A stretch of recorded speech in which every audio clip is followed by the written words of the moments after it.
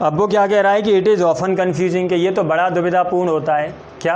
अमूमन आप लोगों ने ये देखा होगा कि हमसे अगर कोई पूछा जाता है कि अंग्रेज़ी बोलते क्यों नहीं हो, कि इसलिए नहीं बोलते यार हमें पूरी नहीं आती, हमें ठीक तरीके से नहीं आती। और ये कभी हो नहीं सकता कि आप किसी लैंग्वेज को ठीक तरीके से सीख लें।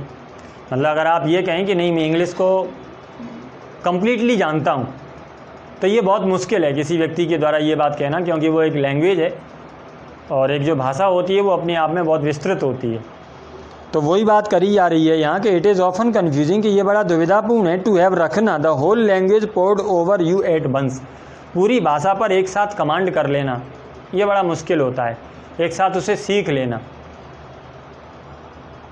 आइडियली आदर्शतः क्या होता है, a step by step course should A company, के जो कोर्स होता है वो कदम दर कदम आगे बढ़ाना चाहिए और lead up to this experience, और इसी कोर्स के साथ अपने एक्सपीरियंस को बढ़ाना चाहिए। It will also help a great deal if you can easily get the sort of English books in which you are interested. और साथ में वो कहता है कि it will also help a great deal, और इससे आपको एक विस्तृत अर्थ में बड़ी मदद मिलेगी। If you can easily get the sort of English books, किस बात से मदद मिलेगी कि अगर आप अंग्रेजी के प्रकार की किताबें बड़ी आसानी से प्राप्त कर लेते हैं, लेकिन कौन सी, इन विच यू आर इंटरेस्टेड, आप अंग्रेजी की वो किताबें बड़ी आसानी से प्राप्त कर लेते हैं जिनमें आपकी रुचि है। यानी कुल मिलाकर के आप अंग्रेजी अगर सीख नहीं चाह रहे हैं तो आप इस प्रकार की बुक्स से स्टार्टिंग करिए, जिस प्रकार की कहानियों में या जो भी आपका इंटरेस्ट का टॉपिक है आप उस प्रकार की इंग्लिश की बुक्स पढ़ना शुरू करिए। जैसे बहुत से लोग हैं जिनको कॉमिक्स पढ़ना अच्छा लगता है, तो आप वहाँ से वो जो बुक्स हैं आप उनको इंग्लिश में स्टार्ट कर दीजिए। बहुत से ऐसे हैं जिन लोगों को जैसे जो जोक्स होते हैं वो बहुत अच्छे लगते हैं, तो वो आप इंग्लिश में स्टार्ट कर दीजिए। तो यहाँ वो ये जानना चाह रहा है कि आपको जिस तरीके की रुचि है आप उस प्रकार की इंग्लिश की किताबें लीजिए और वहाँ से स्टार्ट करिए, तो आपको ज़्यादा बेनिफिट मिलेगा। To read a lot is essential, फिर वो क्या कहता है कि विस्तृत रूप से पढ़ना बहुत आवश्यक होता है। ये नहीं कि आप सिलेक्टेड पढ़ें। इंग्लिश अगर आपको सीखनी है तो टू रीड अ लॉट।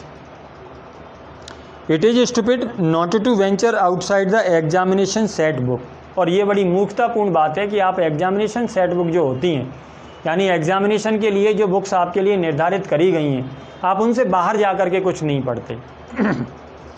और the text books you have chosen for intensive study, या जो टेक्स्ट बुक आप लोगों ने चुनी है, जैसे क्लास 12th के लिए आप लोगों ने ये चुनी है, तो जो टेक्स्ट बुक आप लोगों ने चुनी है काय के लिए, फॉर इंटेंसिव स्टडी, गहन अध्ययन के लिए।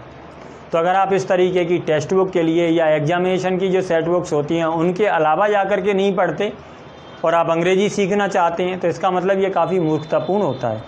आपको कुछ और भी पढ़ना चाहिए। Read as many books you find, और वो कहता है कि आप उतनी किताबें पढ़िए जितनी आप प्राप्त करते हैं, मतलब जितनी आपको मिल जाती हैं।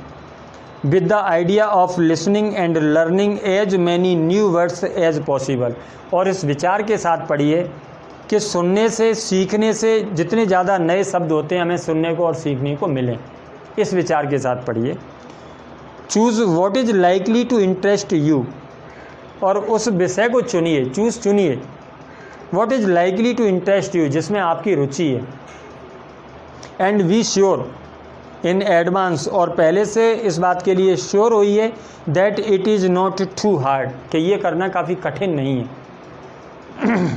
You should not have to be constantly looking up new words, you should not have to be constantly looking, should not have to be, आपको नहीं होना चाहिए था, क्या नहीं होना चाहिए, looking up new words here and there. तो ये थोड़ी सी अलग बात है, आपको ठीक से समझनी चाहिए किस तरीके से, कि जो नए वर्ड्स होते हैं आप उन वर्ड्स को इधर उधर तलाशने की कोशिश करते हैं। फॉर एग्जांपल, जैसे कभी किसी लड़के ने ये डिसाइड कर लिया कि नहीं मैं रोज़ाना डिक्शनरी से जो 10 वर्ड्स हैं उन्हें निकालूंगा और उनको मैं लर्न करूंगा, लेकिन जिस वर्ड के ऊपर कोई स्टोरी नहीं है आपके पास, जिस वर्ड से आप परिचित नहीं हैं, कहीं किसी कहानी के माध्यम से, किसी सेंटेंस के माध्यम से वो वर्ड आपके सामने नहीं आया, और आप केवल एक खाली वर्ड को लिख लेते हैं और आप सोचते हैं कि आप इस तरीके से उसे रट लेंगे, नहीं, पॉसिबल ही नहीं है। आप ये काम, अगर बहुत से स्टूडेंट ने ये काम किया, ज़्यादा से ज़्यादा आपने 20 वर्ड्स तक किया, हो सकता है किसी के पास ज़्यादा अगर धैर्य हो तो वो 100 वर्ड्स तक कर सकता है कि उसने 100 वर्ड ऐसे कर लिए और लिखे, लेकिन फिर उसका जो रूटीन है वो बंद हो गया। तो उसी बात के लिए कह रहा है कि जब आप उस वर्ड को समझते नहीं हैं, उसकी जगह पर आप ये कर सकते हैं, जैसे आप खाने पीने का जो सामान लेते हैं तो उसके ऊपर जो कुछ इंग्लिश में लिखा है आप उसे पकड़ने की कोशिश करिए, तो कम से कम वहाँ कुछ तो मिल रहा है, एक सेंटेंस मिल रहा है। उस सेंटेंस का कुछ मतलब है, आपका उसमें इंटरेस्ट है क्योंकि वो आप खाने के लिए लाए हैं, और उससे अगर आप उसे सीखने की कोशिश करेंगे तो निश्चित रूप से वो वर्ड आपकी मेमोरी में जाए। हो सकता है उसको दोबारा से फिर लेने जाएं तो फिर से आप उसे देखें। तो इस तरीके से देखिए, ये नहीं कि आप इधर उधर से वर्ड इकट्ठा करना शुरू करें। हाँ, इसके बाद आगे देखिए कि it is extensive and not intensive reading. Extensive का मतलब क्या होता है? विस्तृत अध्ययन। और इंटेंसिव का मतलब क्या होता है? डीप, जो आपकी स्टडी है, गहन अध्ययन जिसे कहते हैं। तो वो कहता है कि इट इज़ एक्सटेंसिव, कि ये विस्तृत अध्ययन होता है, एंड नॉट इंटेंसिव रीडिंग, गहन अध्ययन नहीं होता, डीप स्टडी करना नहीं होता, जबकि विस्तृत अध्ययन करना होता है। That normally helps you to get interested in extra reading.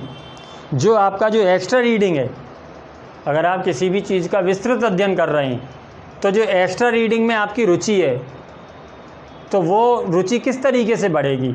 तो उसके लिए लेखक आपको बता रहा है कि अगर आप एक्सटेंसिव रीडिंग करते हैं तो एक्सटेंसिव रीडिंग से जो एक्स्ट्रा टॉपिक हैं उन्हें पढ़ने के प्रति आपकी रुचि बढ़ेगी, and thereby improve your English. जबकि इंटेंसिव रीडिंग से नहीं होगा ऐसा। जैसे आपके पास जो टेक्स्ट बुक है, आपके जो कोर्स की बुक है, आपने उसको पढ़ा, आपने उसे बहुत गहराई से पढ़ा, आपने क्वेश्चन भी तैयार करे, लेकिन इससे अंग्रेजी बोलने में आपको हेल्प नहीं मिली। रीज़न? क्योंकि आपने ये इंटेंसिव स्टडी करी है, और इंटेंसिव स्टडी केवल एग्ज़ाम के लिए होती है कि हमें इसमें से क्या आएगा, हमें इसमें से क्या आएगा। और एक्सटेंसिव का मतलब क्या होता है? विस्तृत रूप से पढ़ना किसी भी चीज़ को।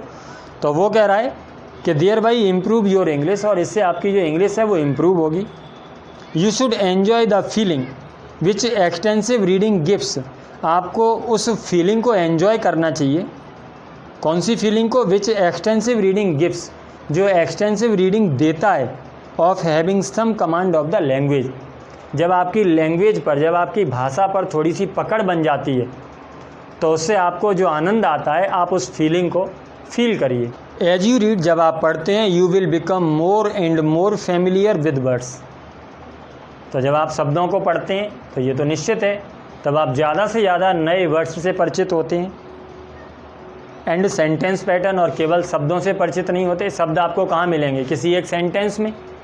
इसका मतलब सेंटेंस का जो पैटर्न है, जैसे सब्जेक्ट है, वर्ब है, ऑब्जेक्ट है, किस तरीके से एडजेक्टिव कहाँ आता है, एडवर्ब कहाँ आता है, नाउन किस तरीके से यूज़ होता है, कहाँ कौन से नाउन के साथ किस तरीके की, यानी ये जो सेंटेंस पैटर्न है, तो वो सीधे सीधे बताना चाह रहा है कि जब आप ज़्यादा से ज़्यादा पढ़ते हैं तो आप वर्ड्स से भी परिचित होते हैं और सेंटेंस पैटर्न से भी परिचित होते हैं। यू ऑलरेडी नो, हालांकि उसे आप पहले से जानते हैं।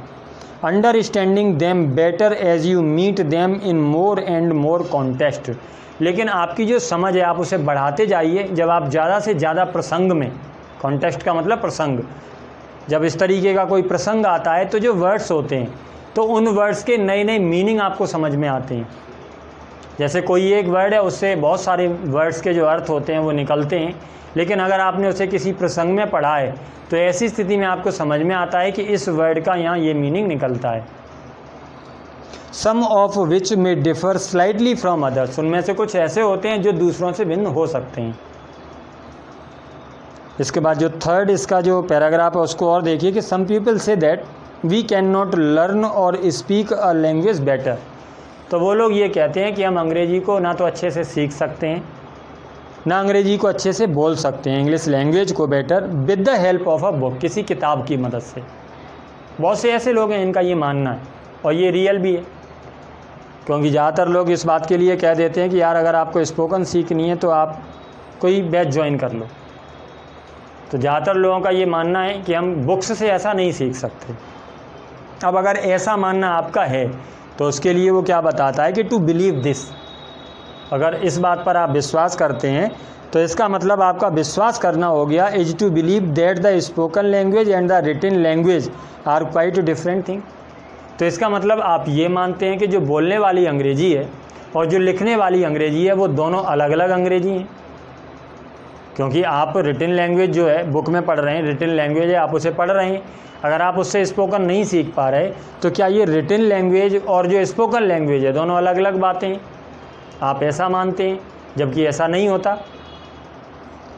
There is a very great deal of link between the two. इस दोनों प्रकार की अंग्रेजी के बीच में संयोजन के रूप में एक बड़ी कड़ी है।